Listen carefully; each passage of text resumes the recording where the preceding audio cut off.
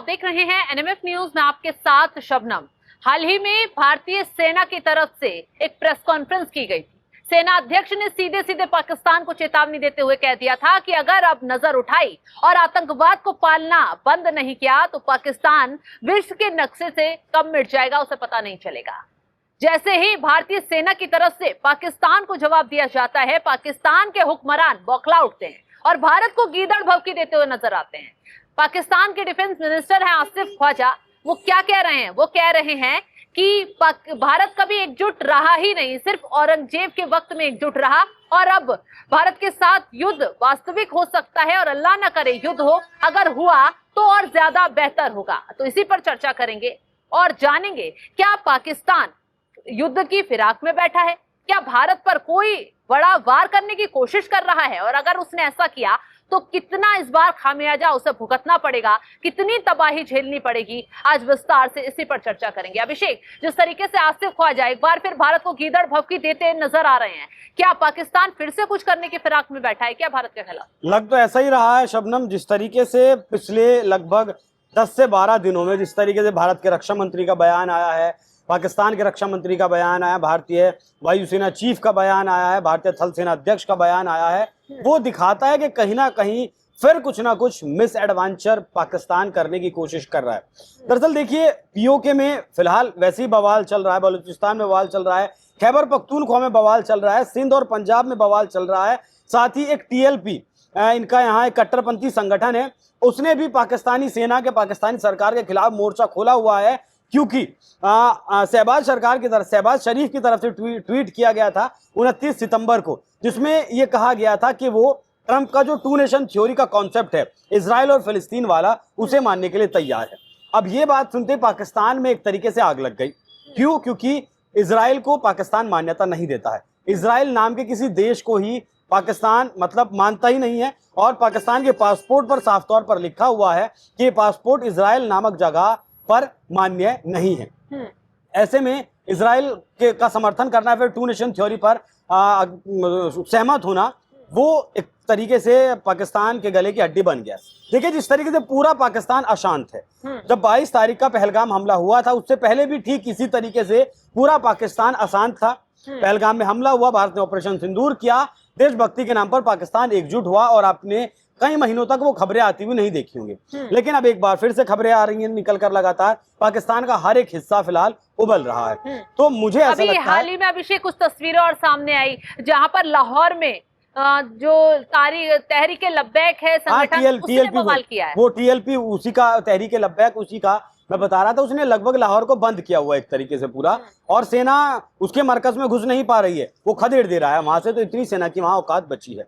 बाकी उसे देश को एकजुट करने के लिए कहीं ना कहीं भारत में मिस एडवेंचर पाकिस्तान कर सकता है, क्योंकि अभी उधर पीओके वाले हिस्से में तो कुछ नहीं करेगा, बांग्लादेश की साइड से कुछ कर सकता है। जिस तरीके से यूनुस और शहबाज शरीफ की मुलाकात हुई, भारत और बांग्लादेश, माफ कीजिएगा, पाकिस्तान और बांग्लादेश लगातार नजदीक आ रहे हैं। तीसरा एक बॉर्डर जो गुजरात से लगता है, सर क्रीक एक जगह वहां पर है, उस जगह को लेकर लंबे वक्त से विवाद रहा है। हालांकि विवाद भारत सरकार की तरफ से सुलझाया भी गया था और इस सर क्रीक का जिक्र रक्षा मंत्री राजनाथ सिंह ने भी अपने बयान में किया था। जो बयान आया था रक्षा मंत्री राजनाथ सिंह का कि पाकिस्तान अपना भूगोल और इतिहास उसका बदल जाएगा अगर उसने सर क्रीक में कुछ करने की कोशिश की। तो वहां एक लाइन है सर क्रीक में, 2 लाइन, मतलब कहें कि एक लाइन को भारत कहता है कि ये ओरिजिनल लाइन है और एक लाइन वो है जिसे पाकिस्तान कहता है। मतलब जो विवाद अब से कई दशक पहले सुलझ चुका है, जिसके बारे में, जिस सीमा विवाद के बारे में कई दशकों से कोई बात नहीं हुई है, उसे एकदम से पाकिस्तान की तरफ से अगर जिंदा किया जाता है तो ये दिखाता है कि कहीं ना कहीं पाकिस्तान एक बार फिर से कुछ ना कुछ तो चाहता है, क्योंकि उसका देश अब लगातार टूट रहा है।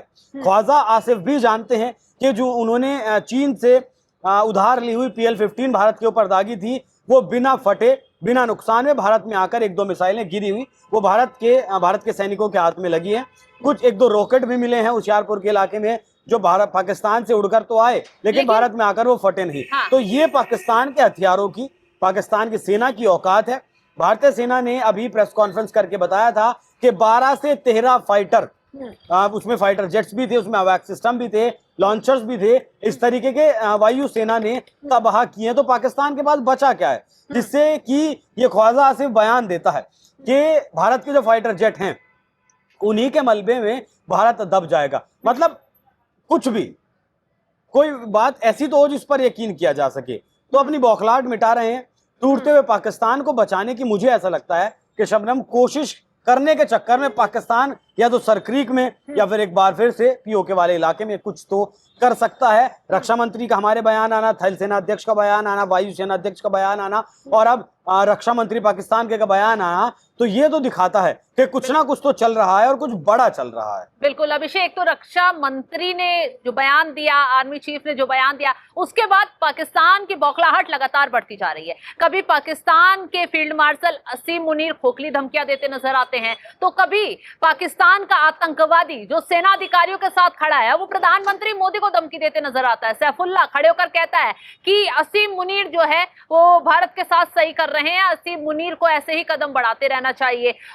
प्रधानमंत्री मोदी को सबक सिखाने की धमकी सैफुल्ला देता नजर आता है। और अब आसिफ ख्वाजा खड़े होकर फिर से कोई नए हमले की गीदड़ भभकी भारत को दे रहे हैं। लेकिन पाकिस्तान शायद भूल रहा है कि इस बार जो वार होगा, ना उसके एयरबेस बच पाएंगे, ना उसके आतंकी ठिकाने बच पाएंगे और ना ही जो सेना काली करतूतों को अंजाम देने की पाकिस्तान की सोच रही है वो सेना बच पाएगी। जिस तरीके से भारत अपनी तैयारी कर रहा है और जिस तरीके से भारत ने अपनी ताकत मजबूत कर ली है और ज्यादा, उससे पाकिस्तान जो है वो भारी तबाही अगली बार झेलेगा। लेकिन यहाँ पर अभिषेक एक चीज और देखने के लिए, आसिफ ख्वाजा युद्ध को लेकर फिर से झूठ बोलते नजर आए। इतिहास का पाठ पढ़ा रहे थे, कह रहे थे कि कैसे देखिए हमने भारत को हार का सामना कराया, कैसे युद्ध भारत हारा। लेकिन पाकिस्तान शायद भूल गया है कि मार उसने खाई, बार बार युद्ध वो हारा। ऑपरेशन सिंदूर के दौरान पाकिस्तान को उसकी औकात दिखाई गई, लेकिन झूठ बोलने से ये देश बाज नहीं आता। देखिए, ट्रंप को रिश्वत के रूप में बलूचिस्तान इन लोगों ने दे दिया है। आपने देखा होगा कि ट्रंप ने भी एक बार बयान दिया था कि इस ऑपरेशन सिंदूर में 5 फाइटर जेट मारे गए हैं। ये 5 फाइटर जेट पाकिस्तान की तरफ से ही बयान आया था। अभी मैच में वो जो इनका खिलाड़ी था वो भी जो इशारा कर रहा था। उसके बाद पाकिस्तान ने कहा कि भारत के 6 फाइटर जेट मारे हैं। उसके बाद पाकिस्तान ने कहा कि भारत के 7 फाइटर जेट मारे हैं। तो असल में इन लोगों को ही नहीं पता है कि भारत के कितने फाइटर जेट मारे हैं, कितने फाइटर जेट नहीं मारे हैं। ये मतलब अपनी आवाम को तो कुछ ना कुछ तो दिखाना है ना कि जिस आर्मी पर, एलीट आर्मी पर इतना बड़ा बजट हम खर्च करते हैं, चीन के हम कर्जे में आ गए, दुनिया के कर्जे में आ गए, वर्ल्ड बैंक के कर्जे में आ गए, वो वहां कर क्या रहे हैं। हम कम से कम ये तो बता दें कि हाँ 2-4 मिसाइलें हमने चलाई थी या नहीं चलाई थी। जनता को तो लगे कम से कम कि हाँ हमारा जो ये जिहादी कट्टरपंथी मानसिकता वाला बैठा हुआ है सेनाध्यक्ष पद पर, जो बेच आया है बलूचिस्तान को, वो आखिरकार कुछ कर रहा है। ये दिखाने के लिए बस ये बयान देते हैं। लेकिन अब देखिए, यही ख्वाजा आसिफ है ना जो अमेरिकी टीवी पर बैठकर कहता है कि 30 साल से अमेरिका के कहने पर आतंकवाद को हम पाल रहे हैं। यही ख्वाजा आसिफ है ना जो अपने नुकसान की बात करता है, इंटरव्यू में बैठकर कहता है कि हाँ भारत ने हमें मारा है, और इस तरीके की बातें अपने ही टीवी पर ये कबूलता है। और अब कुछ दबाव पड़ा होगा ऊपर से कि नहीं अभी थोड़ा बहुत पैसा वैसा कुछ लेना है या कुछ देना है, कुछ करना होगा, इसीलिए एक बार फिर से ख्वाजा आसिफ ने बयान दिया। इससे ज्यादा इन लोगों की औकात और वैल्यू मुझे लगता नहीं कि दुनिया में भी कुछ है। चलिए, तो जिस तरीके से पाकिस्तान अब गीदड़ भभकी देता नजर आ रहा है, उसे पता है मार पड़ेगी तो इस बार पाकिस्तान नक्शे से भी मिट सकता है, क्योंकि आर्मी चीफ धमकी साफ साफ दे चुके हैं, चेतावनी दे चुके हैं कि पाकिस्तान अगर अपनी हरकतों से बाज नहीं आता, आतंकवाद नहीं छोड़ता, तो उसको भूगोल और गणित वो अपना सब भूल जाएगा। तो चलिए, फिलहाल इस खबर को लेकर आप क्या राय रखते हैं कमेंट बॉक्स में जरूर बताएगा। तमाम बड़ी खबरों की अपडेट के लिए आप हमारे साथ जुड़े रहें। नमस्कार।